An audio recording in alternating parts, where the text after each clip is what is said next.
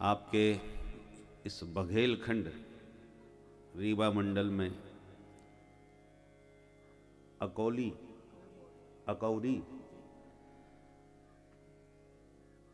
इस अकौरी ग्राम में आज से प्रारंभ होने जा रहा है। ग्रामवासी, क्षेत्रवासी इस कथा का अधिकाधिक लाभ उठाएंगे ही, और साथ ही साथ बहुत दूर तक यहाँ से संदेश YouTube के माध्यम से कथा का प्रसारण करके हमारे मनोज भैया भेजेंगे। इसलिए जो सन्मुख हैं वो तो प्रत्यक्ष लाभ ले ही रहे हैं और उनको विशेष लाभ प्रत्यक्ष कथा सुनने का विशेष होता ही है, पर अप्रत्यक्ष रूप में भी इस कथा का लाभ बहुत दूर तक सभी लोग उठाएंगे। इसलिए बहुत सावधान होकर के आप लोग दत्तचित्त होकर के श्रवण करें। और जैसा समय हमने लिखा हुआ देखा वो 6 बजे तक था, परंतु हमें नहीं लगता कि 6 बजे तक आप लोग टिक पाएंगे, क्योंकि 6 बजे तक पर्याप्त अंधेरा हो जाता है। इसलिए ग्रामीण अंचलों में हमें मालूम है कि शाम का वक्त सभी के लिए बहुत व्यस्त हो जाता है। अतः थोड़ा सा समय यदि संशोधन किया जाए, 6 बजे से थोड़ा सा पहले ही, आज तो प्रथम दिवस है इसलिए 6 बजे ही जाएंगे। बाकी कल से आज देख भी लेते हैं 6 बजे तक कितने लोग टिकते हैं, उसके हिसाब से फिर थोड़ा सा विचार करके आप ही लोग, हम तो कथा कहने के लिए आए हैं सो कहेंगे ही, पर आपको जो अनुकूल लगे, यदि आपको 6 बजे तक अनुकूल पड़ता हो तो हमें तो कोई आपत्ति नहीं, हमको तो कहीं आना जाना नहीं, कुछ करना ही, पर आपको आना भी है, लौट के घर जाना भी है, घर के कार्यों को भी देखना भी है। उसके अनुसार आप कितना समय और कौन सा आपके लिए अनुकूलता में होगा वो आप स्वयं निर्णय कर लें। पर मेरी दृष्टि से माताओं को अंधेरे में घर पहुंचने में हो सकता है तकलीफ हो, क्योंकि ये जो क्षेत्र हमने देखा, जो अनुभव किया है, अभी तो हम घूमे नहीं हैं, पर जितना हमने देखा कि लोग दूर दूर से ज़्यादा आएंगे, निकट घर पास में बहुत कम लोगों के होंगे।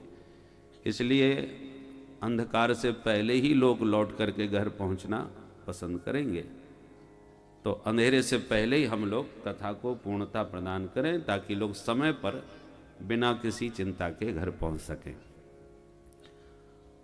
आइए तो इस कथा की दिव्य ज्ञान गंगा जो आज से प्रवाहित होने जा रही है, हम इसमें अपने मन को निमज्जित करें।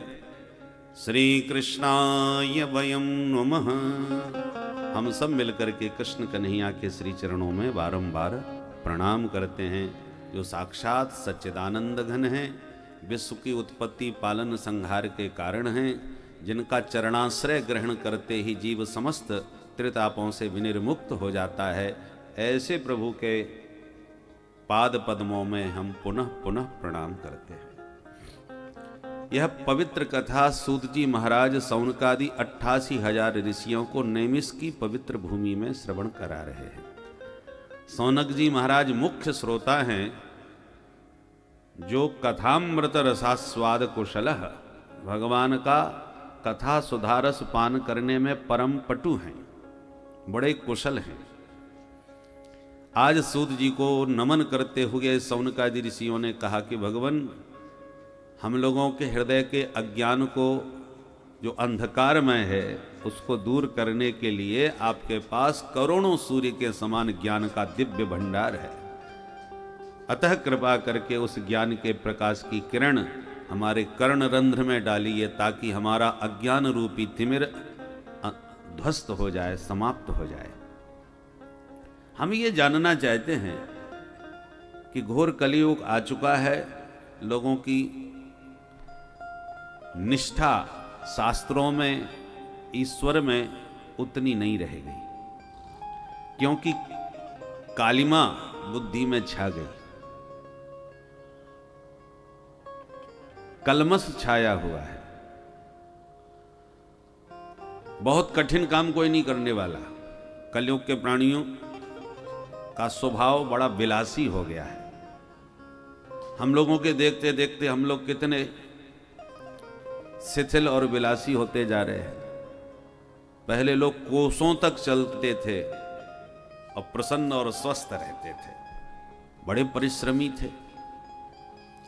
पर धीरे धीरे सुख सुविधाओं के हम इतने भोगी हो गए कि अब 1 किलोमीटर के लिए भी हम 1 घंटे भले ही प्रतीक्षा कर लें कि कोई बस मिल जाए, कोई रिक्शा मिल जाए, कोई तांगा मिल जाए, परंतु जो हम 1 घंटे प्रतीक्षा किए उतने में हम जा भी सकते थे पैदल वहां, परंतु अब शरीर को इतना कष्ट कौन दे। तो ऐसे विलासी भोगी प्राणी कलयुग के कठिन काम नहीं कर सकते कोई भी। तो भगवत प्राप्ति का सरल से सरल साधन क्या हो सकता है, वो कृपा करके आज बताइए। कृष्ण प्राप्ति करम सस्वत साधनम तद्वदाधुना। कृष्ण प्राप्ति करम सस्वत साधनम अधुना बद। क्योंकि आपके ऊपर गुरु कृपा है, आपको ऐसा कोई रहस्य नहीं जिससे आप अनभिज्ञ हों। सूत जी महाराज सौनकादि ऋषियों के विनम्र वचन सुनकर के बड़े प्रसन्न हो गए और बोले, महात्माओं तुम्हारे मन में मेरे प्रति इतनी श्रद्धा है, सभी शास्त्रों का सार सुनाऊंगा, पर सावधान होकर के सुनना। ये सारा संसार एक न एक दिन काल के गाल में जाने वाला है। जो भी दृश्यमान दृश्य आपको दिख रहे हैं, न तो पहले थे और न आगे रहने वाले हैं। जिसका आदि होता है उसका अंत भी निश्चित है। जो आप देख रहे हैं वो पहले तो नहीं था, पहले नहीं था इसलिए आगे भी नहीं रहेगा। नित्य वह है जो पहले भी था, आज भी है और आगे भी रहे, वो सत्य कहलाता है। जैसे मिट्टी है, मिट्टी से मटका बन गया, पर मटका बना तो मटका का आदि हुआ कि आज मटका बना के तैयार किया, तो मटके का आदि है। जब आदि है मटके का तो एक दिन फूटेगा और अंत भी होगा।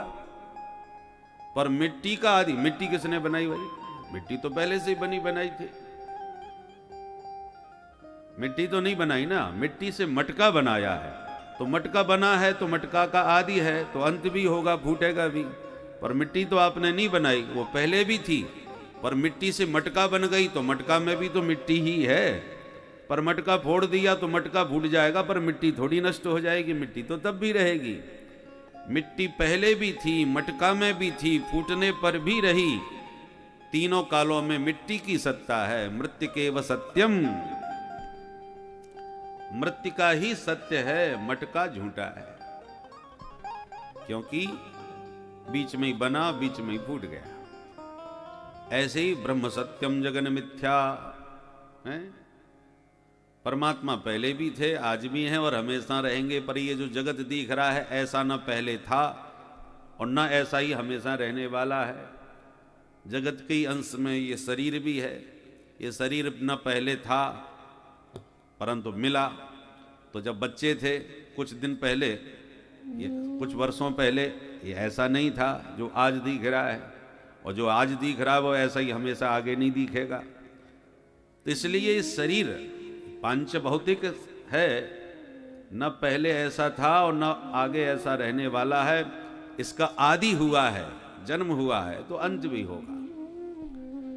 परंतु इसमें जो आत्म तत्व है वो अविनाशी है। पहले इस शरीर की जगह दूसरे शरीर में रहा होगा। ये शरीर जब छूट जाएगा तो इस शरीर को छोड़ करके दूसरा शरीर ग्रहण कर लेगा।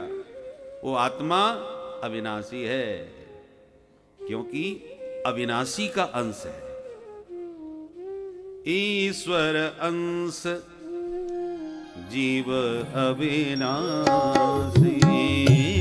ईश्वर अंश जीव अविनाशी, ईश्वर अंश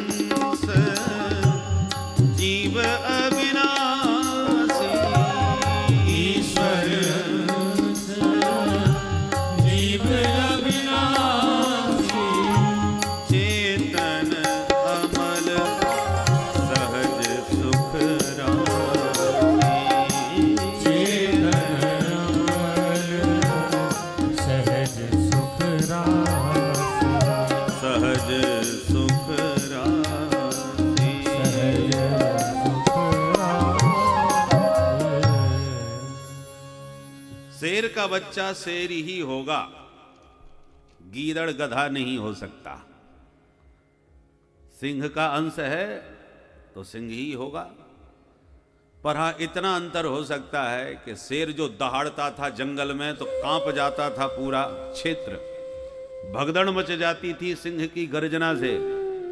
पर उसका बच्चा हुआ, नन्हा सा था कि कोई पकड़ के ले गया और सर्कस में भर्ती कर लिया।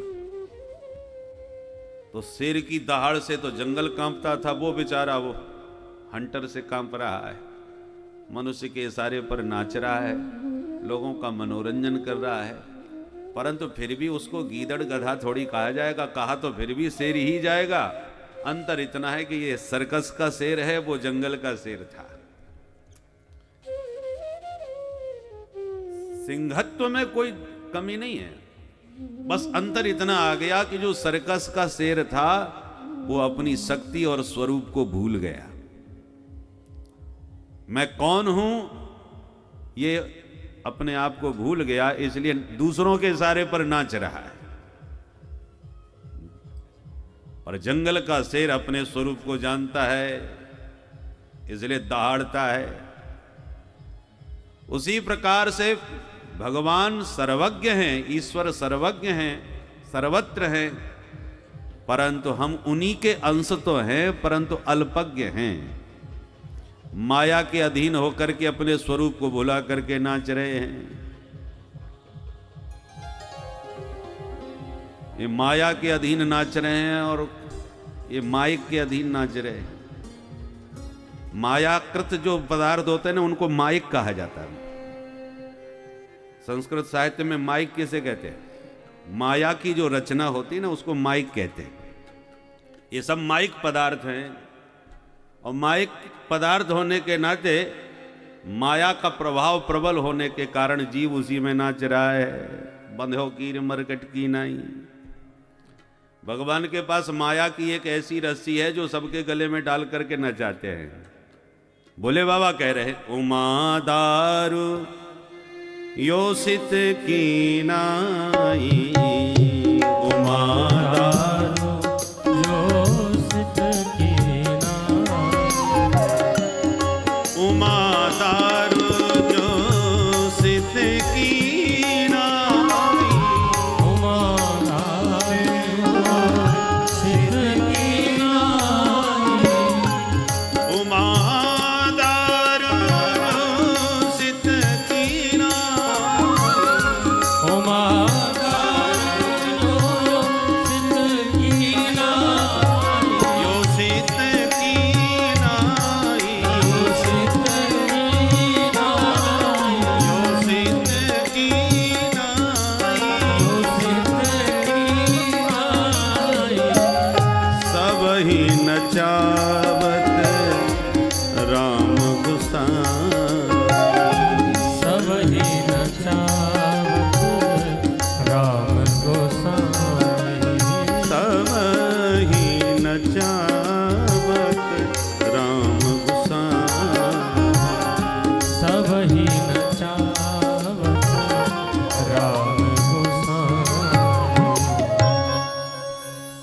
योषित माने स्त्री और दारू माने लकड़ी।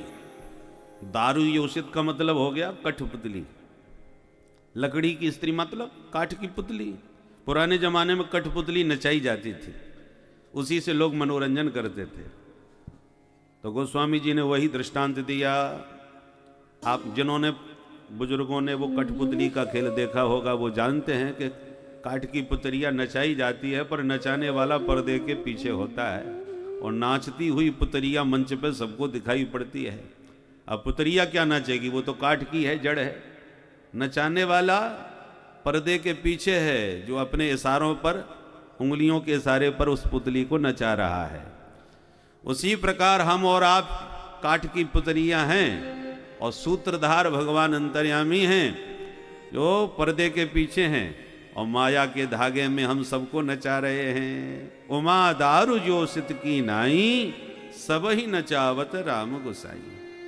अब कोई बहुत बड़ा विद्वान बन गया, बढ़िया भारी जोरदार कथावाचक बन गया, दुनिया उसे प्रणाम कर रही है, और वो अहंकार में तना बैठा है, देखो बारे हम इतने बड़े विद्वान, भैया नचाने वाले की विशेषता है वो किसको कैसे नचा रहा है। तोता यद बहुत बढ़िया बोलता है। अभी हम सहोगरा जी के यहाँ गए थे तो तोता बड़ा मिट्टू मिट्टू करके बात कर रहा था, पूछ रहा था कौन। पहले तो मिट्टू बोला, मिट्टू मिट्टू करके फिर पूछता है कौन, और फिर खुद ही कहता है पता है। कौन? बोले पता है। ऐसे बात कर रहा। तो तोता बहुत बढ़िया यदि बोल लेता है तो ये बुलाने वाली का वैशिष्ट है। तोता क्या जाने कि कैसे क्या बोला जाता, क्या मतलब होता है। उसको जैसा रटा दो वैसा ही बोलने लगता है। एक बार हम विदेश में थे तो हॉलैंड में एक पंडित जी का तोता था। वो बड़े जोर से ओम नमः शिवाय, ओम नमो भगवते वासुदेवाय ऐसे मंत्र बोलता था, क्योंकि पंडित जी रटते रहते थे बैठे बैठे उसके सामने, तो वो भी सुन सुन के रट लिया। तो आप जैसा रटाओगे वैसे ही तो वो बोलेगा। तो तोता यदि बढ़िया बोलता है तो ये बुलाने वाले का चमत्कार होता है, वो क्या जाने अच्छा बुरा क्या होता है। एक बार नन्हे नन्हे तोते थे, हवा चली, हवा में दोनों उड़ गए, और तूफान इतना प्रबल था कि एक कहीं गिरा दूसरा कहीं गिरा, उस तूफान में उड़ के। दोनों भाई थे, साथ साथ रहते थे, परंतु तूफान में नन्हे से शावक थे, बहुत उड़ नहीं सकते थे, तो उड़े चले गए तूफान के सहारे। तो एक कसाई के घर में, और वो केवल कसाई ही नहीं था, लुटेरा भी था, लूटता था, उसके घर में जाके गिरा। उसने उसे उठा लिया और पाल लिया। दूसरा एक महात्मा की झोंपड़ी में गिरा, तो महात्मा ने भी उसे पाल लिया, उसको आश्रय दिया। तो दोनों पल करके बड़े हुए। एक दिन राजा घूमते हुए जा रहे थे, तो जो कसाई के घर का तोता था, लुटेरा, वो उनकी बातें सुन सुन करके उसने रट लिया। तो जैसे ही उसने राजा को आते देखा, वो चिल्लाना चालू किया, पकड़ लो, आ गया, लूट लो। राजा को बड़ा बुरा लगा, बड़ा दुष्ट तोता है, हमको लूटने की बात कर रहा है, पकड़ो इसे। तो पकड़वा लिया तोता, बंदी बना करके राजा संग में चलने लगे। जब ले करके उसको चले तो संत के कुटिया का तोता था, उसने राजा को दूर से आते देखा, तो उसने अपने ढंग से, स्वागत है आपका, पधारिए महाराज, क्या सेवा की जाए आपकी, अहो भाग्य जो आप इस कुटिया में पधारे। ऐसे प्यारे वचन बोले, राजा गदगद हो गए। अरे देखो कितना प्यारा तोता है, क्या बढ़िया स्वागत कर रहा है। जब उस तोते को देखा तो उस तोते को भी उठाया और बड़ा प्यार किया, दुलार किया, और कहा ये तोता बड़ा दुष्ट है, हमको लूटने की बात कर रहा था। बोले मारो इसको, यहीं खत्म करो इसको, ये प्यारे तोते को लेके जाएंगे अपने साथ। तो जैसे ही मारने लगे तो तोता जो साधु के आश्रम का था वो पहचान गया, ये तो मेरा भाई है। अपने भाई को पहचान गया और तुरंत राजा को बोला, रुकिए महाराज, मेरी भी एक प्रार्थना सुनिए। हाँ बोलो, क्या कहना चाहते हो? बोले तो हम दोनों भाई हैं, वस्तुतः हम लोग बिछुड़ गए। ये जाकर के न जाने कहां किस चक्कर में पड़ गया जो ऐसा अभद्र भाषा बोल रहा है।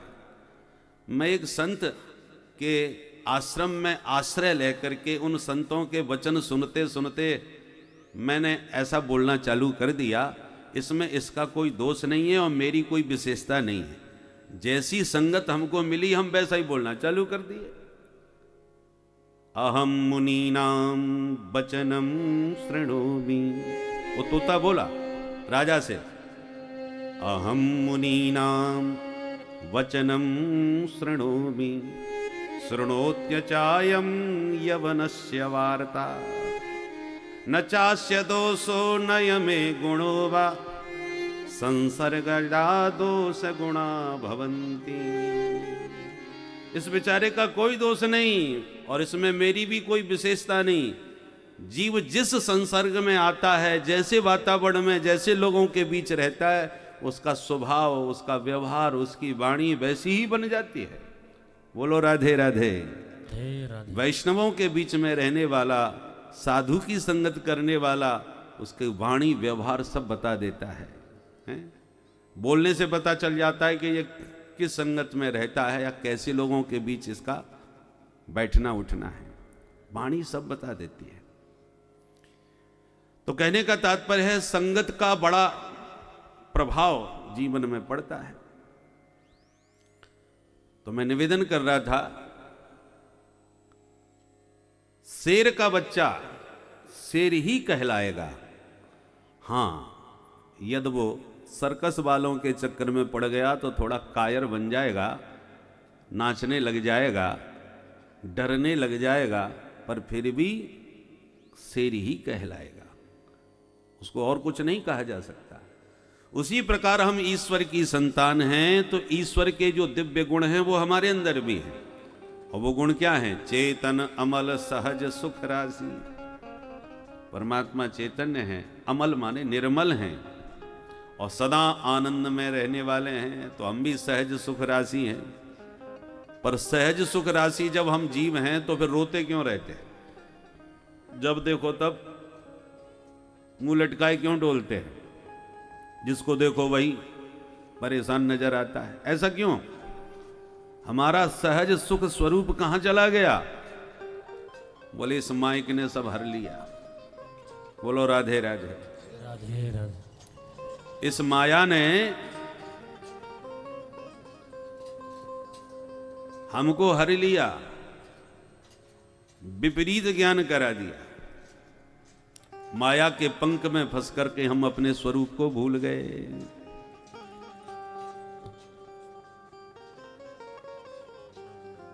एक बार एक हंस का बच्चा उड़ने का प्रयास कर रहा था। बहुत अच्छी तरह उड़ना नहीं सीख पाया था, इसलिए उड़ने का प्रयास करते करते कीचड़ में गिर गया। पूरे शरीर में कीचड़ लग गया और एकदम काला हो गया। कीचड़ से बाहर निकला, शरीर में कीचड़ लगा, एकदम काला हो गया। अब उसने काले कौओं को देखा उस गंदगी के आसपास, तो उन्हीं के संग में रहने लग गया और उन्हीं को अपना सजातीय समझने लगा कि हम भी काले, ये भी काले। उन्हीं के संग में रहा, पला, बड़ा हुआ थोड़ा, तो गंदगी उसके स्वभाव में आ गई। परंतु मान सरोवर का जब हंस उड़ता हुआ आकाश से निकला, उसकी दृष्टि पड़ी।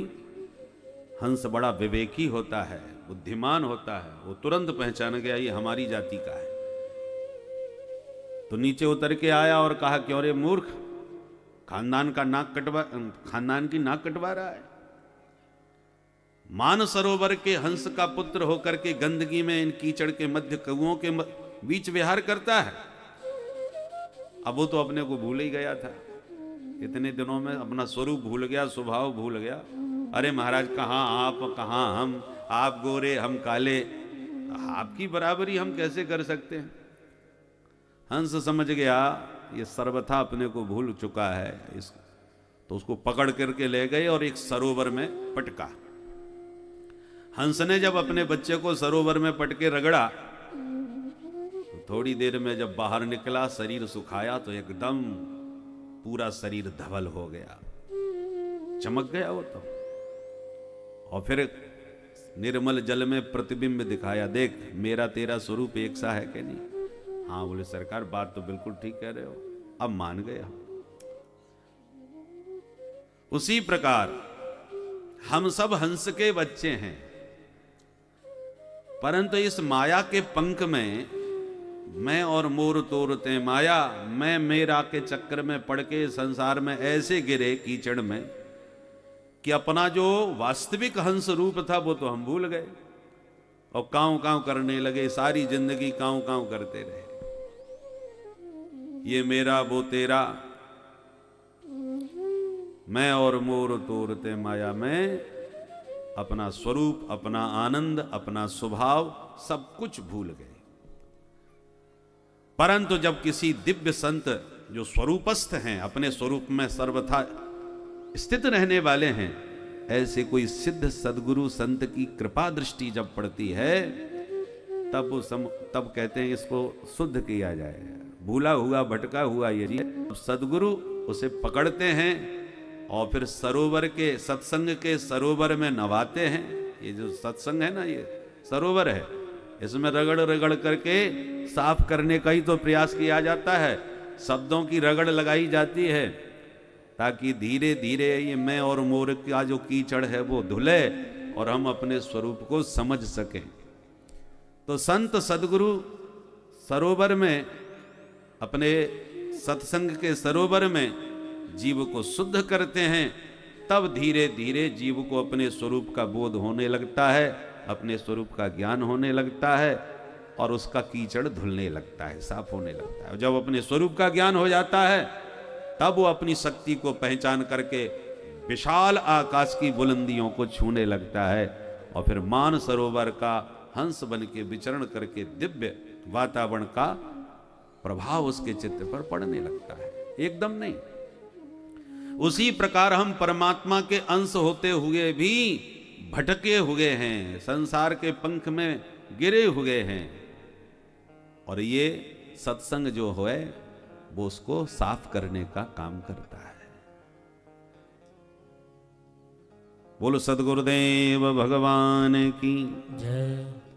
सूत जी कहते हैं, ऋषियों, काल ब्याल मुखग्रास त्रास निर्णा सहे तबे श्रीमद्भागवतम शास्त्रम कलौ कीरेण भासितम।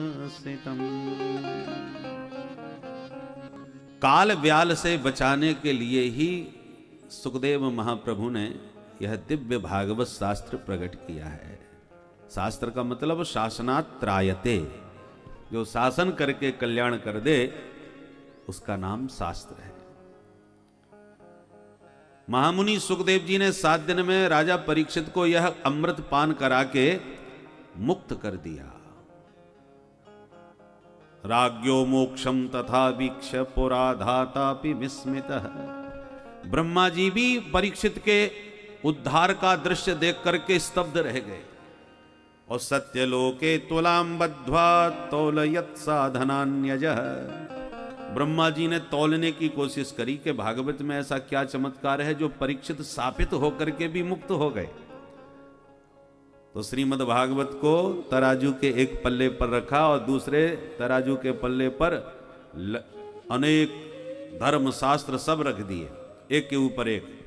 पर जब तराजू उठाई तो लघुन्यन्यानि जातानि गौरवेण इदं महत् तदा ऋषिगणा सर्वे विस्मयं परमं ययुः। जैसे ही तौलना प्रारंभ किया तो अनेक धर्म शास्त्रों का जो पल्ला था वो लघुनी जातानी, हल्का हो गया और श्रीमद् भागवत का पल्ला उठा तक नहीं, इतना भारी। तब कह दिया ब्रह्म जी ने, मैं भगवत रूप भागवतम तु कलियुग में साक्षात भगवान प्रत्यक्ष वांगमय विग्रह ही है। बोल भागवत भगवान की जय।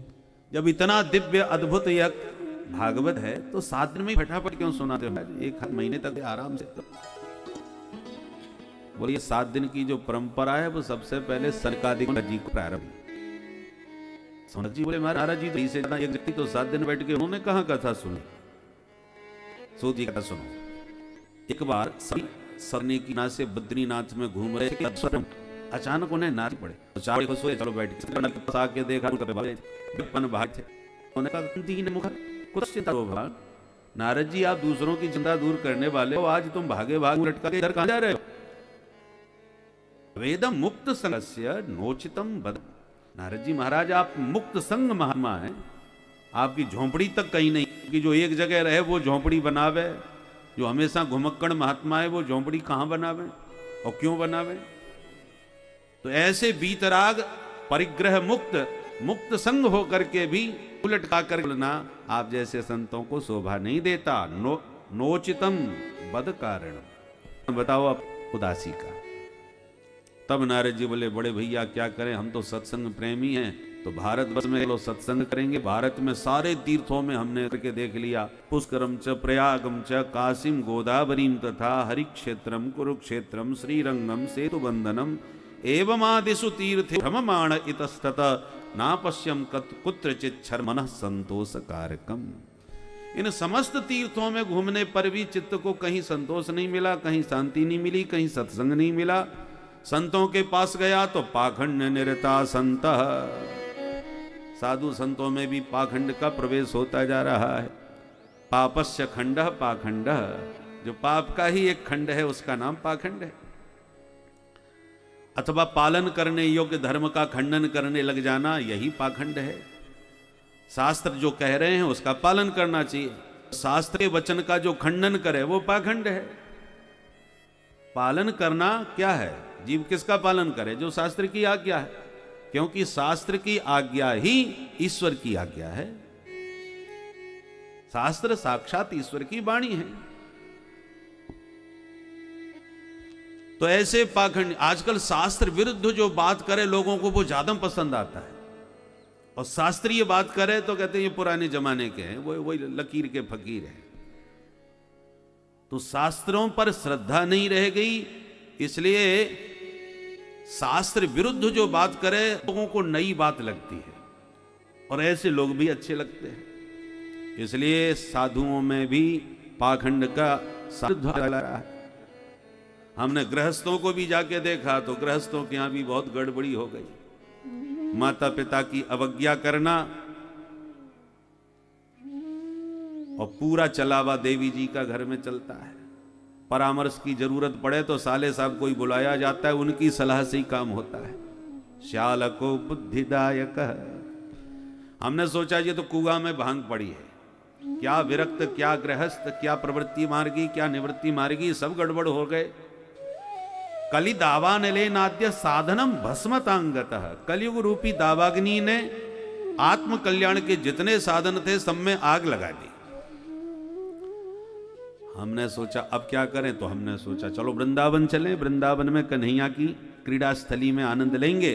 और वृंदावन में जाके हमने और विचित्र आश्चर्य देखा। क्या देखा?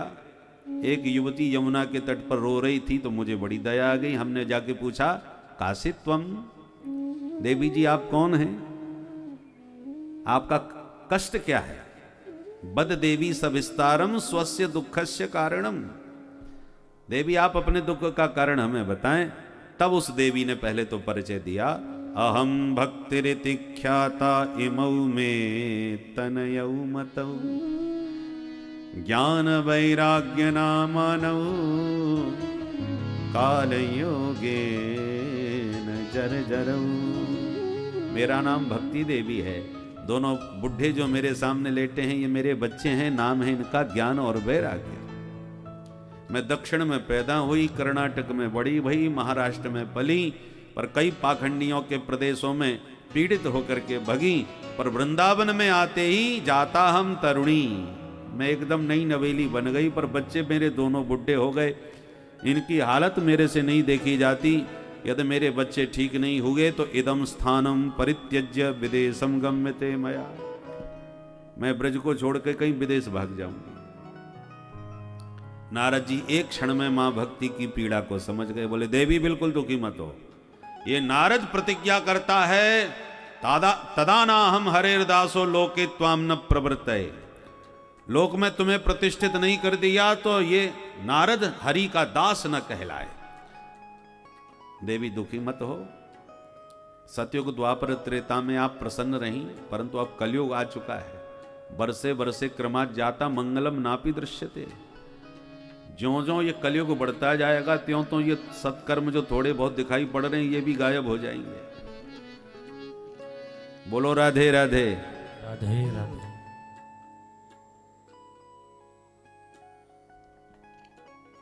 भक्ति मां को जब नारद जी ने आश्वासन दिया तो भक्ति मां प्रसन्न होकर के नारद जी की प्रशंसा करने लगी। धन्य है नारद जी, आपकी सदा जय जयकार हो।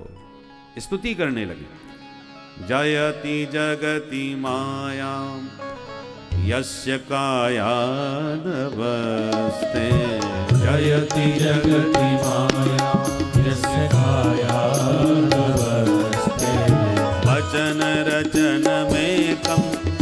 फलम चाकलैया।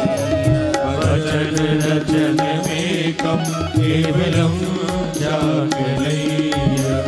ध्रुव पदमपि यातो यत्र पातो ध्रुवोऽयम्। ध्रुव पदमपि यातो यत्र पातो ध्रुवोऽयम्। सकल कुशल पात्रं ब्रह्मपुत्रं नतास्मि। सकल कुशल पात्रं ब्रह्मपुत्रं नतास्मि। ब्रह्मपुत्रं नतास्मि। ब्रह्मपुत्रं नतास्मि।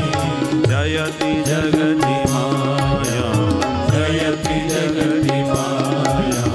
जयति जगति माया। हे देवर्षि आपकी जय हो। आपके वचनों पर विश्वास करके ध्रुव और प्रहलाद कितने महान भक्त हो गए। नारद जी भक्ति की पीड़ा हरने के लिए ज्ञान वैराग्य को जगाने लगे। ज्ञानम प्रबुद्धताम शीघ्रम। ज्ञान भैया खड़े हो जाओ, वैराग्य जाग जाओ। खूब चिल्लाए, दोनों को खूब हिलाए, परंतु कोई लाभ नहीं मिला। आकाशवाणी हुई, सत्कर्म करो तभी ये ठीक होंगे। नारद जी उन्हें वेद वेदांत सब सुना रहे थे। गीता पाठेर मुहुर्मुहु, कई बार गीता का पाठ सुनाया। नारद जी बोले मैंने वेद वेदांत गीता सुना दिया, ये क्या ये सत्कर्म नहीं है? कौन सा सत्कर्म करूं? आकाशवाणी ने कहा संतों से पूछो, संत बताएंगे। तो नारद जी निकल पड़े। जो साधु संत मिलते हैं, महाराज जी सत्कर्म किसे कहते हैं? नारद जी अपने आप में इतने प्रतिष्ठित संत हैं कि जिनसे पूछते हैं वही हाथ जोड़ लेते हैं। महाराज जी जब आपको नहीं मालूम तो हम क्या बताएं? कोई जवाब देने वाला नहीं मिला। नारद जी ने निर्णय लिया कि अब हम बद्रीनाथ चल के भगवान नर नारायण से पूछ के आते हैं। बस इसीलिए मैं बद्रीनाथ में घूम रहा था, सो वो नर नारायण तो मिले नहीं। आप चारों भैया सनकादिक मिल गए।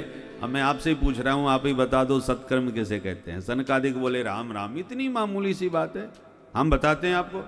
बताओ।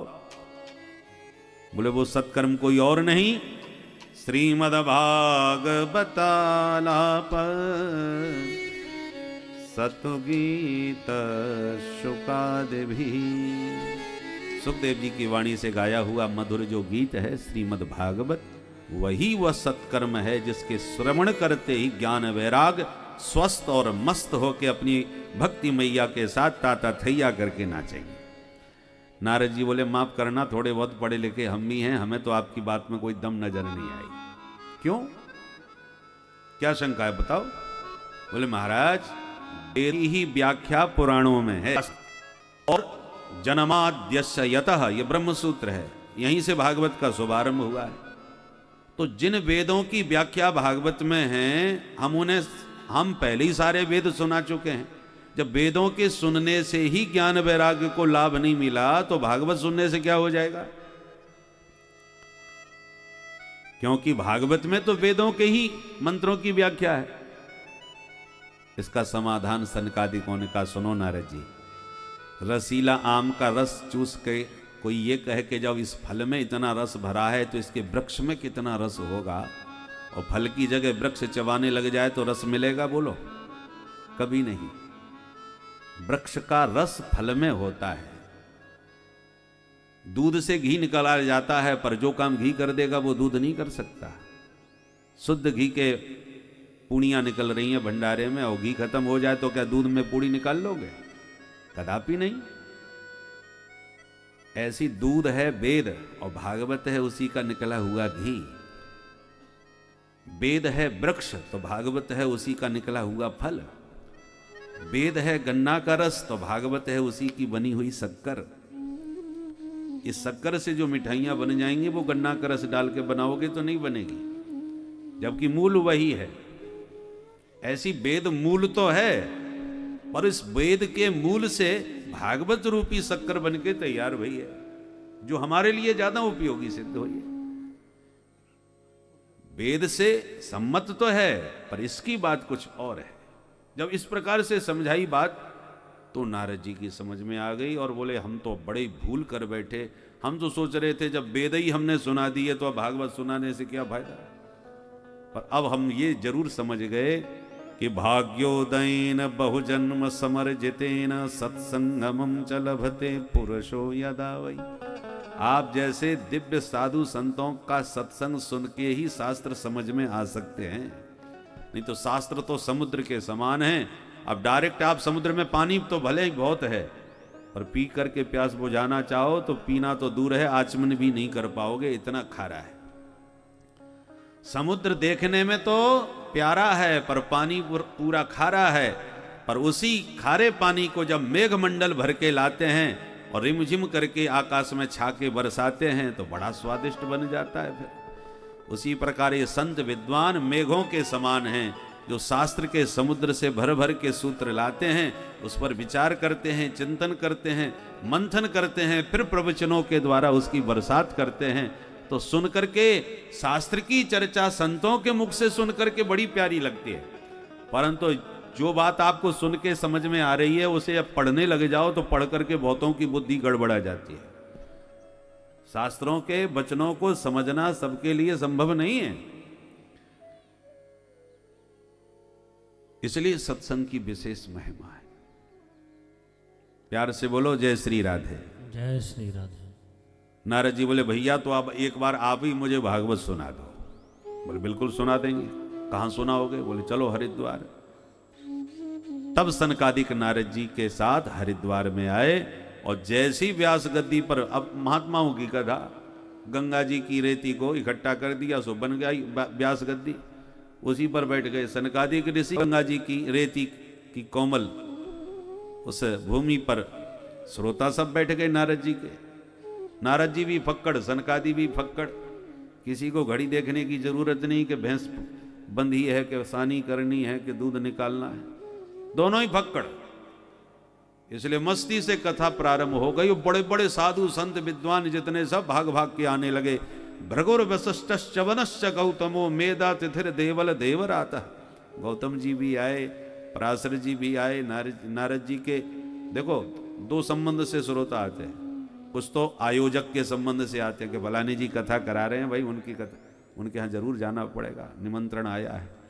कुछ लोग वक्ता के संबंध से भी आते हैं कि अरे वो बड़े भारी विद्वान है, भाई उनकी कथा हम जरूर सुनेंगे, भले ही आयोजक ने चिट्ठी दी हो या ना दी हो, हमें उससे मतलब नहीं, ठाकुर जी की कथा सुनना है हमें। तो जब पता चला कि सनकादिक कथा कहेंगे और नारद जी मुख्य श्रोता बन के सुनेंगे तो सब महात्मा लोग ज्यादा भगे। क्यों? श्रोता वक्ता ज्ञान निधि कथा राम की गुण, दोनों ही परम ज्ञानी विद्वान संत हैं, इसलिए जोरदार कथा होगी। पर जैसी कथा का महात्म सनकादिकों ने प्रारंभ किया कि भागवत की कथा सदा श्रवण करने योग्य है, जिसके श्रवण करने से चित्त में चित्तचोर चिपक जाते हैं। मनुष्य जीवन पाकर के एक बार भी जिसने इस कथा का श्रवण नहीं किया वो गधे के समान है, चांडाल के समान है, श्वास लेता हुआ मुर्दे के समान है। जन्म लेके जननी को व्यर्थ कष्ट दिया है, उसने न जाने कितनी गालियां सुना दी। महात्मा लोग तो ऐसी ही गाली देंगे, कोई बहुत अभद्र गाली तो महात्मा दे नहीं सकते, परंतु गाली देने में कोई कसर भी नहीं छोड़ी। आ जन्म मात्र मपये न सठे न किंचित, चित्तम विधाय सुख शास्त्र कथा न पीता, चांडाल वच्च खरवत बततेन नीतम, मिथ्या स्वजन्म जननी जन दुख भाजा। बहुत गालियां दी कि जिसने नरतन पाकर के इस रस का पान नहीं किया उससे बड़ा अभागा और कोई नहीं।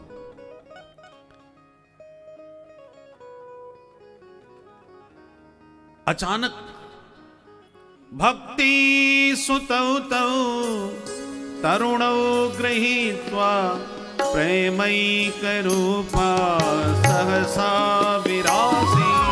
भक्ति सुतौ तौ तरुणौ गृहीत्वा प्रेमैक रूपा सहसा विरासी।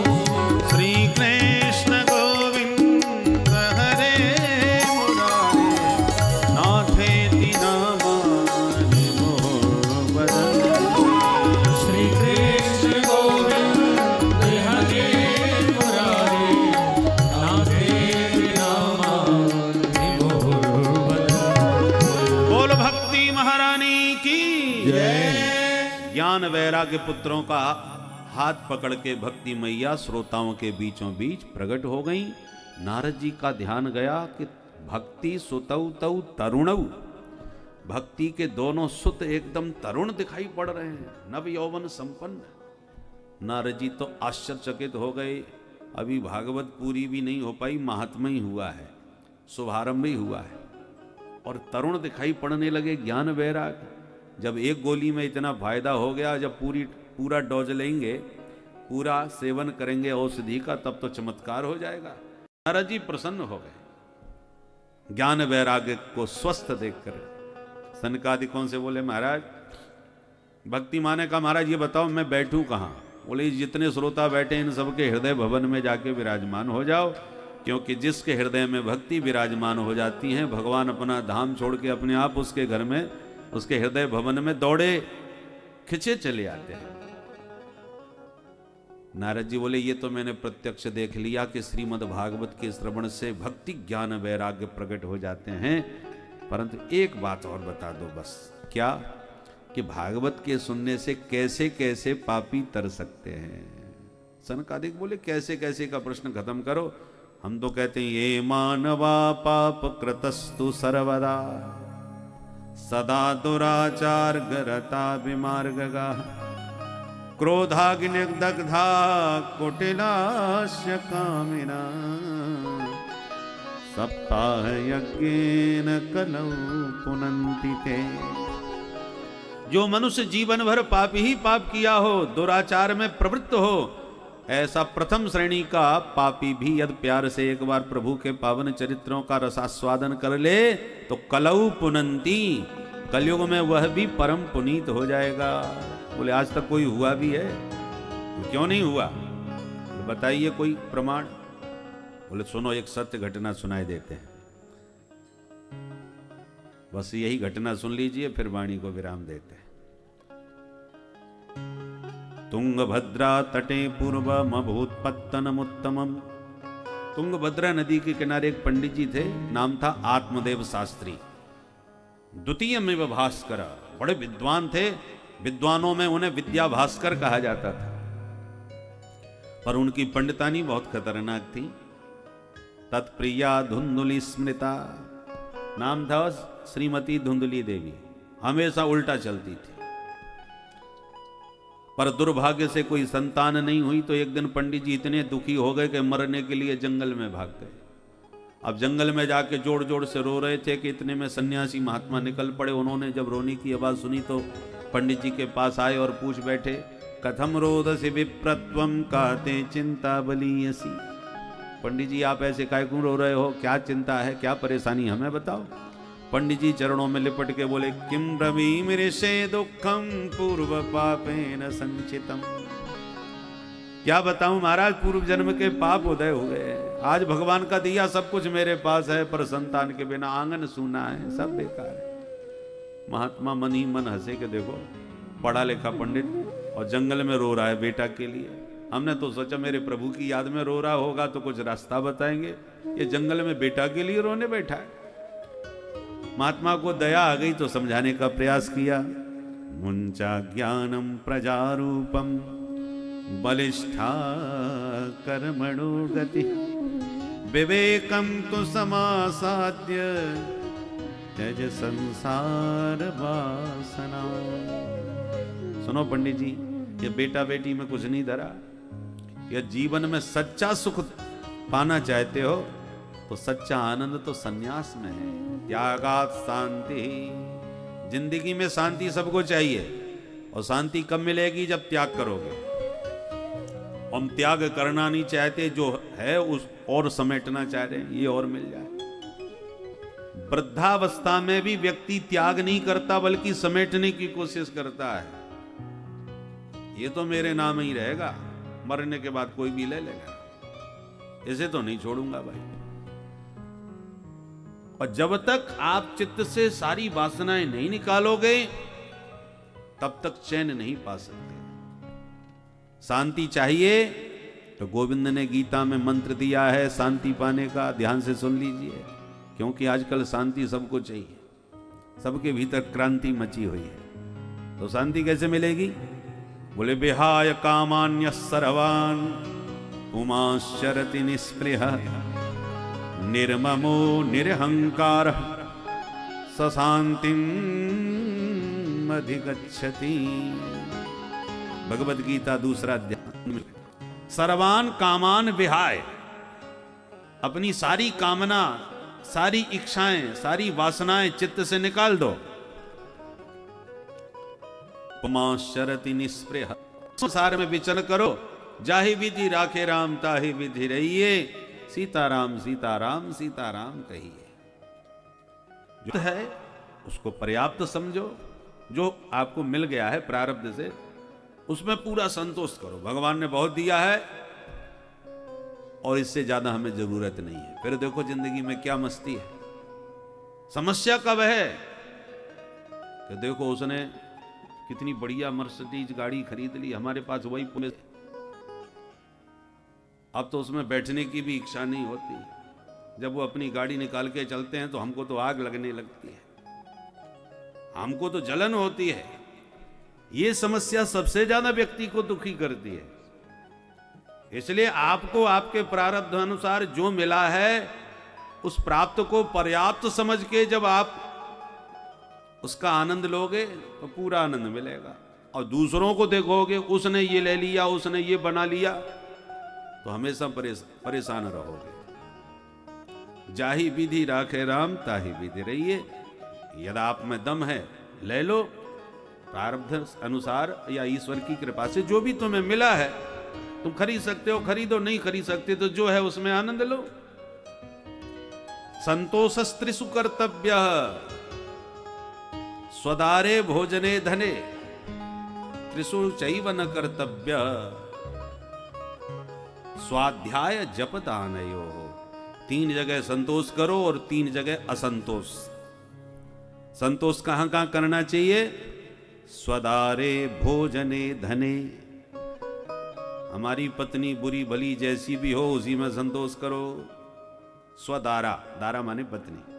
और भोजने, हमारे घर में रूखी सूखी जैसी रोटी बनी हो उसी को खा के मस्त रहो। दूसरे के यहाँ पकोड़े बन रहे हैं या पूड़ी छनछना रही, हमें क्या लेना देना।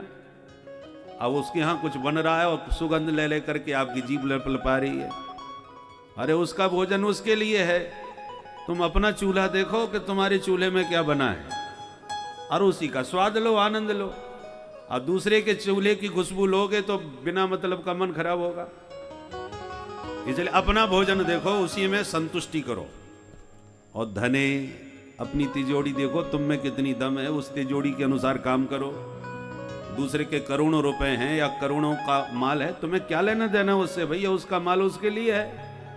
अपनी जेब देखो, अपनी तिजोरी देखो, उसके अनुसार काम करो। इन 3 जगह हमेशा संतोष रखोगे तब सुखी रहोगे। स्वदारे भोजने धने, अपनी पत्नी में, अपने भोजन में और अपने धन में संतुष्टि यदि नहीं करोगे तो जीवन भर परेशान और दुखी रहोगे। और 3 जगह कभी संतोष मत करना। कहां कहां? स्वाध्याय जपदानयो। स्वाध्याय में कभी संतोष मत करो कि हमने तो बहुत कुछ पढ़ लिया, अब क्या पढ़ें। बुढ़े हो जाओगे तब भी आपकी विद्या का अंत थोड़ी, सब कुछ थोड़ी पढ़ सकते हो। स्वाध्याय करते रहो, विचार करते रहो, चिंतन करते रहो, अध्ययन करते रहो, उसमें कभी विश्राम मत लो ताकि विचार शक्ति तुम्हारी बनी रहे। और दूसरा जप में, भजन में। ये नहीं कि हम तो बहुत जप लिया अब क्या जपना है। भजन में कभी संतोष न करो। भोजन में संतोष करो पर भजन में नहीं। भजन भोजन में केवल एक मात्रा की अंतर है। भोजन में ओ की मात्रा लगी है और भजन में कोई मात्रा नहीं है। बाकी राशि दोनों की एक ही है। 3 अक्षर उधर ही और इधर भी, पर दोनों पर मात्रा किस में है? भोजन में, भजन में नहीं है। इसका मतलब क्या है? भोजन में मात्रा इसलिए लगी है कि भोजन एक मात्रा में ही करो। मात्रा से ज्यादा भोजन करोगे बीमार पड़ जाओगे, पेट खराब हो जाएगा। और भजन में इसलिए मात्रा नहीं लगाई है कि कितना भी भजन करो आनंद ही आनंद है, कल्याण ही कल्याण होगा, नुकसान कभी नहीं होने वाला। अधिकस्य अधिकम फलम, इसलिए भजन में कोई मात्रा नहीं लगाई, जितनी मर्जी चाहे खूब जपो। इसलिए भजन में कभी संतोष नहीं करना चाहिए। एक एक लाख मंत्र जाप नित्य करने वाले संत भी कहते हैं क्या करें, हमसे कुछ होता ही नहीं है, हमसे कुछ बनता ही नहीं है। वो फिर भी असंतोष व्यक्त करते हैं कि हमसे तो कुछ नहीं होता। ये होना चाहिए, कितना भी करो उसमें संतोष न रखो, जितना अधिक से अधिक हो जाए बन जाए। और दानयो हो, दान में भी कभी संतोष मत करो, जितना बन पड़े खूब दान करो। तो आत्मदेव को समझाया संत ने, सन्यासी जी ने, कि सन्यासे सर्वथा सुखम। जब तक आप जीवन में संतोष नहीं करोगे और दुनियादारी की वासना को मन से नहीं निकालोगे, तब तक आप सुखी हो ही नहीं सकते पंडित जी, चाहे जितने शास्त्र पढ़ लो। पंडित जी बोले सुनो महाराज जी, बुरा मत मानना, तुम बाबा बैरागी क्या जानो बेटे का सुख क्या होता है। अरे छोटे छोटे बच्चे जब खेलते हैं पापा पापा करके तोतली वाणी में बोलते हैं तो क्या आनंद आता है महाराज। आप नहीं समझोगे हमारी भावनाओं को, माफ करना, हमें आपका प्रवचन बिल्कुल पसंद नहीं आया। आप तो सिर्फ आशीर्वाद दे दो कि हमको बेटा हो जाए बस, और हमें नहीं सुनना आपकी। महात्मा समझ गए भूत चढ़ा है इस पर बेटे का। सुनो पंडित जी, हम बोलना नहीं चाहते थे पर अब बताए देते हैं आपको। क्या बोले, सप्त जन्मा बधी तब पुत्रो नैवच नैवच। तुम कितना भी सिर पटक के मर जाओ, 7 जन्म तक तुम्हें कभी संतान नहीं होने वाली। तुम्हारे माथे की रेखा मैंने पढ़ ली। अब तो पंडित जी ने इतनी जोर से धरती में सिर पटका और ऐसे दहाड़ मार के रोए कि महात्मा घबरा गए। अरे पंडित जी क्या कर रहे हो भैया, ऐसे तो मर जाओगे। पंडित जी बोले हम तो मरने के लिए ही घर से भागे थे, पर महाराज जी आप मिल गए तो हमने सोचा आप हमारा कष्ट दूर करोगे, आपने तो 7 गुना बढ़ा दिया। मैं कुछ नहीं जानता भाग्य में क्या लिखा है महाराज जी, पर इतना जानता हूं कि आपने मुझे बेटा नहीं दिया तो ठीक नहीं होगा। महात्मा बोले इसका क्या मतलब हुआ, ठीक नहीं होगा? नहीं दिया तो क्या करोगे? बोले नोचे त्यजाम्य हम प्राणास्त्वदग्रे शोक मूर्छितः। मैं दोबारा सिर पटकूंगा और आपके चरणों में ही आत्महत्या करके मर जाऊंगा। मैं मर जाऊंगा पर आपको भी ब्रह्म हत्या लगेगी महाराज जी। अब बाबा जी की धड़कन बढ़ गई है, भगवान कछु लेना न देना मगन रहना। अपनी मस्ती में जा रहा था, अच्छी राम राम हो गई है तो मेरे को ही ब्रह्म हत्या लगा रहा है। अच्छा पंडित जी सुनो सुनो, अब तुम नहीं मानते तो ले ये फल ले जाओ, और इदम भक्ष्य पत्न्या त्वं ततः पुत्रो भविष्यति। ये फल अपनी धर्म पत्नी को खिला देना, मेरा आशीर्वाद है, गारंटी से बेटा होगा। अब पंडित जी खुशी के मारे उछल पड़े और लंबी दंडवत महाराज जी को लगाई और सीधे फल लेके भागे भागे घर पहुंचा। अरे सुनती हो देखो क्या लाया हूं। पूरी कहानी सुना के कहा ये फल पकड़ और जल्दी से खा ले, बेटा होगा। सिद्ध महात्मा ने दिया। पंडितानी ने मन में सोचा वो धुंधली ठहरी, निश्चित किसी तांत्रिक बाबा से मेरे ऊपर जादू टोना करवा रहे हैं। मैं तो ऐसे नहीं खाने वाली, मना करूंगी तो ये जबरदस्ती खिलाएंगे। सो बोली सुनो आप अपना काम करो, मैं नहाऊंगी, पूजा पाठ करूंगी, भोग लगाऊंगी, तब खाऊंगी ताकि अच्छा बच्चा हो। पंडित जी को ये बात समझ में आ गई, ठीक कह रही है, ध्यान से खा लेना, भूलना मत। और यूं कह के फल पकड़ा के विश्वास पूर्वक पंडित जी चले गए। और पंडितानी ने मन में अब दिमाग घुमाना चालू किया, यदि मैंने फल खा लिया और कहीं सचमुच में पेट से हो गई तो मैंने तो ऐसा सुना है गर्भवती स्त्री भाग दौड़ नहीं कर सकती और ज़्यादा काम भी नहीं कर सकती, और मैंने फल खा लिया, कहीं भूकंप आ गया तो कैसे भागूंगी? अरे भूकंप नहीं भी आया तो फिर घर का काम कैसे कर पाऊंगी? वैसे अपनी ननद को बुला लूंगी, उसी से काम करवाया करूंगी, वो संभाल लेगी 2-4 महीने तक घर को। पर नहीं नहीं, उसको नहीं बनाऊंगी, वो नंबर 1 की चोटी है, जब जब आती है तब तक कोई ना कोई हाथ साफ करके जाती है, उसके भरोसे घर तो नहीं छोड़ सकती। पर मैंने ये भी तो सुना है कि सुखदेव जी 12 साल तक मैया के पेट में रहे, कहीं मेरा बच्चा भी 2-4 साल रह गया तो मैं तो जीते जी मर लूंगी। एवं कुतर्क योगेन तत्फलम नैव भक्षितम। पंडितानी ने फल नहीं खाया। थोड़ी देर में इसकी छोटी बहन आई, उसने पूरी कहानी उसको सुनाई। छोटी बहन यही चाहती थी कि इसके कोई संतान ना हो तो ये मेरा बच्चा गोद ले ले तो मेरी बात बन जाएगी, इसकी सारी संपत्ति मेरी हो जाएगी।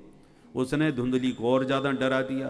पागल हो गई है, फल खाने से कहीं बेटा बेटी होते हैं, ये बाबा लोग ऐसे ही पागल बनाते फिरते। और यदि बात में दम है तो तेरी गैया के भी तो कोई बछड़ा नहीं है, उसको खिला के देख, देखे क्या होता है। हाँ बहन, परंतु बच्चे का क्या होगा? बोले बहन तू जानती है मेरे यहाँ वैसी बहुत से बच्चे हैं और एक और होने वाला है। अब की बार जो मेरे पेट में बालक है उस पर तेरा ही अधिकार है, मैं अभी से तेरे को पक्की बात वचन दे रही हूँ। धुंधली खुश हो गई, बहन हो तो तेरी जैसी, 1 मिनट में तूने तो सारी समस्या खत्म कर दी। और फल चुपचाप गैया को खिला दिया, पंडित जी को विश्वास दिला दिया मैंने फल खाया, मुझे बहुत फायदा है। पंडित जी खुशी के मारे एक एक दिन गिन रहे। समय पाकर के छोटी बहन के बेटा हुआ, उसने लाके धुंधली को दिया और धुंधली ने सवेरा होते ही पंडित जी से कह दिया महाराज बेटा हो गया। पंडित जी नाचने लगे, पूरे गांव में मिठाइयां बंटवाई। 3 महीने के बाद गैया ने भी एक बेटा पैदा कर दिया। पूरे गांव में हल्ला मच गया, पंडित जी की गैया के बेटा हुआ है, ये पहली बार देखा।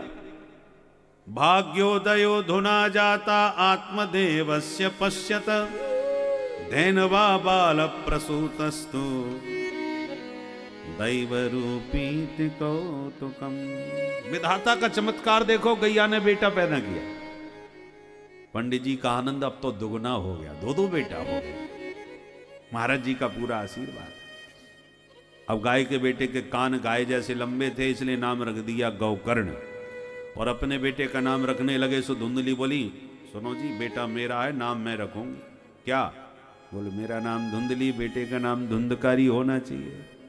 ठीक है देवी, जैसी मर्जी तुम्हारी। नाम हो गया धुंधकारी।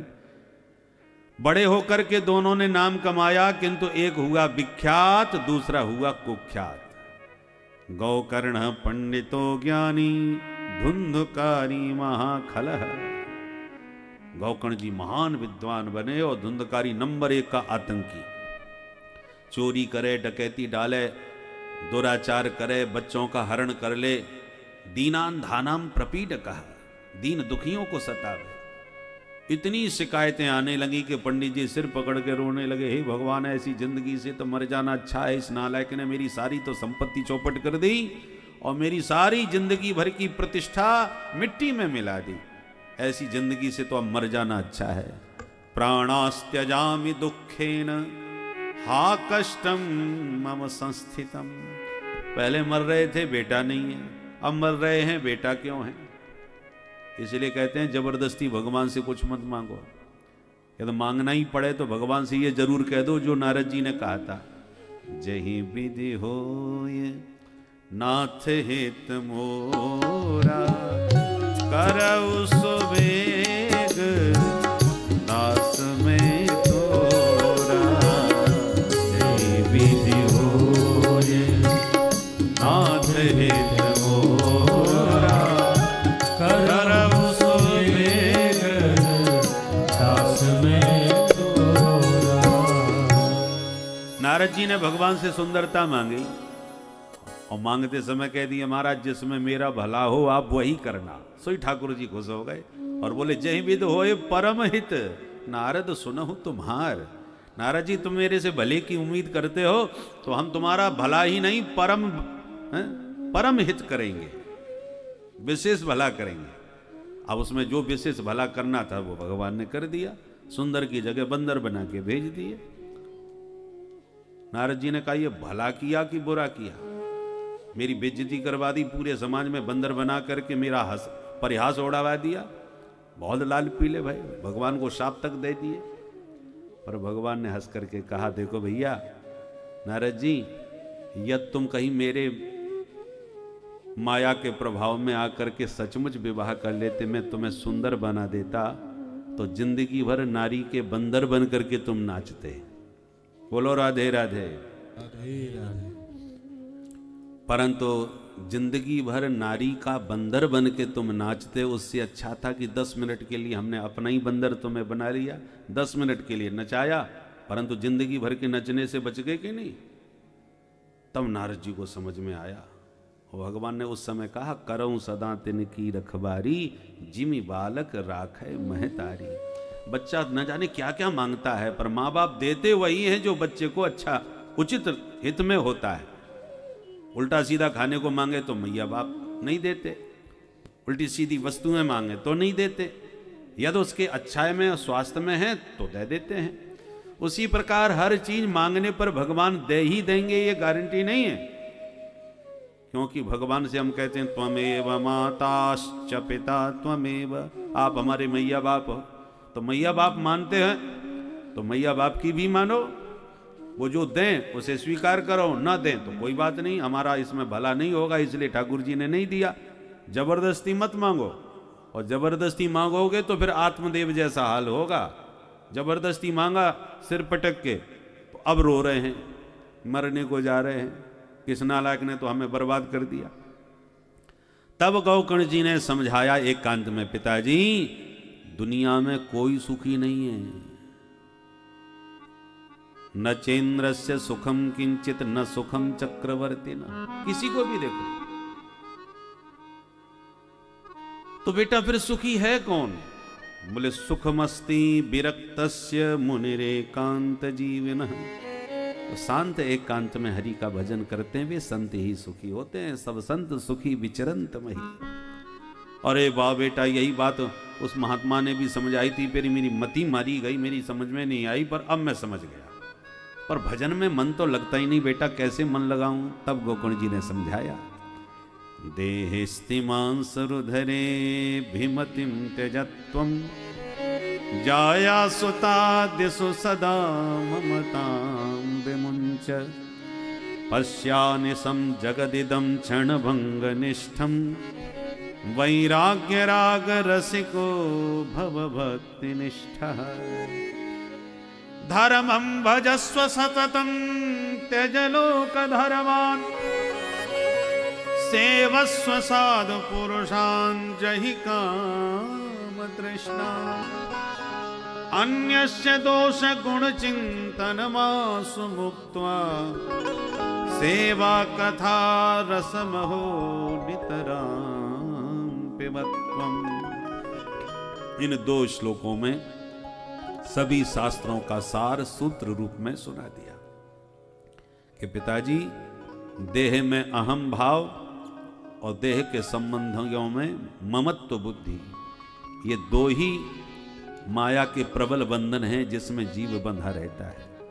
इसलिए अहमता ममता का त्याग करो, वैराग्य के रसिक बनो, लौकिक धर्म का त्याग करके अब परम धर्म का आश्रय ग्रहण करो, दूसरों का गुण दोष दोनों ही देखना बंद करो, आत्मनिरीक्षण करो, अपने आप को पहचानो, अपने आप को देखो, सारी इच्छाएं वासनाएं मन से निकाल दो और विरक्त साधु संतों का सेवन करो, माने उनके संगति में रहो, संगत की रंगत आएगी। वैरागियों का संग करोगे तो वैराग्य उमड़ेगा, संसारी का संग करोगे तो संसार बढ़ेगा। एक एक सूत्र समझ में आ गया। घर छोड़ करके आत्मदेव चले गए। आत्मदेव के जाते ही माताजी की मार पिटाई चालू करी धुंधकारी ने, तो कुआं में गिर के धुंधुली ने आत्महत्या कर ली। गोकर्ण जी को लगा कि अब हमारा नंबर आ गया, सो वो तीर्थ यात्रा करने निकल गए। धुंधकारी 5 वैश्याओं को घर में लाके बैठा लिया। एक दिन इसके घर में जब बहुत संपत्ति देखी तो 5 ने मिलकर के पिला करके सुला दिया धुंधकारी को, और जैसी सोया सो रात में ही रस्सियों से पलंग के साथ उसे बांध दिया। जब चिल्लाया तो आग के अंगारे मुंह में भर दिए और गला दबा करके मार डाला। गड्ढा खोद के आंगन में दफना दिया। माल लेके 5 देवियां गायब हो गई। अब बड़ा भारी भूत बन के भटके उस भवन में। भजन करत बिटिया भली, बिना भजन नहीं पूत, सबरी तो बैकुंठ गई और धुंधकारी भयो भूत। इसलिए ब्राह्मण कुल में उत्पन्न होकर के भी धुंधकारी को भूत बन के भटकना पड़ा। और एक सबरी थी जो नारी शरीर पा करके भी सदगुरु के आश्रय और अनुग्रह के बल पर भगवान स्वयं उसके पास दर्शन करने गए। वो अपने गुरुदेव के वचन पर विश्वास करके आश्रम में ही जमी रही। इसलिए जो भी शरीर मिला है उसका तुमने सदुपयोग कितना किया।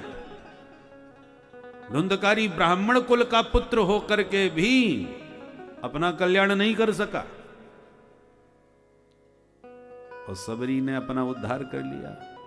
बोलो राधे राधे। राधे राधे। अंत तो गत्वा एक दिन गौकर्ण जी को पता चला तो घर आए।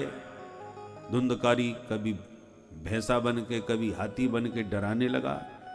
गौकर्ण जी ने जब पूछा भैया तुम कौन हो, क्यों डरा रहे हो, हाथ में जल लेके जब गौकर्ण जी ने मंत्र पढ़ के मारा तब उसने परिचय दिया। अहम भ्राता त्वदीयोस्मि धुंधकारी नामतः। पूरा परिचय दिया और कहा क्या करूं भैया, मैं तो बर्बाद हो गया, लुट गया। जिनके लिए लूट लूट करके मैंने लाके माल दिया उन्होंने मुझको ही लूट लिया। पूरी कहानी सुनाई और बोला भैया मेरा उद्धार करो। गौकर्ण जी बोले चिंता न करो, मैं तुम्हारा उद्धार करूंगा, पर इस समय तुम पधारो। धुंधकारी गायब हो गया। दूसरे दिन विद्वानों से परामर्श करके बहुत सबसे पूछा पर कोई समाधान नहीं मिला कि कैसे कल्याण होगा धुंधकारी का। तब सूर्य भगवान ने उत्तर दिया, श्रीमद्भागवतान मुक्ति सप्ताहम वाचनम कुरु। गौकर्ण सप्ताह विधि से भागवत सुनाओ, तुम्हारा भाई मुक्त हो जाएगा। तब दिव्य भव्य आयोजन गौकर्ण जी ने भागवत का किया। हजारों श्रोता उपस्थित हुए, पर जैसी कथा प्रारंभ हुई 7 गांठ के बांस में प्रविष्ट होकर के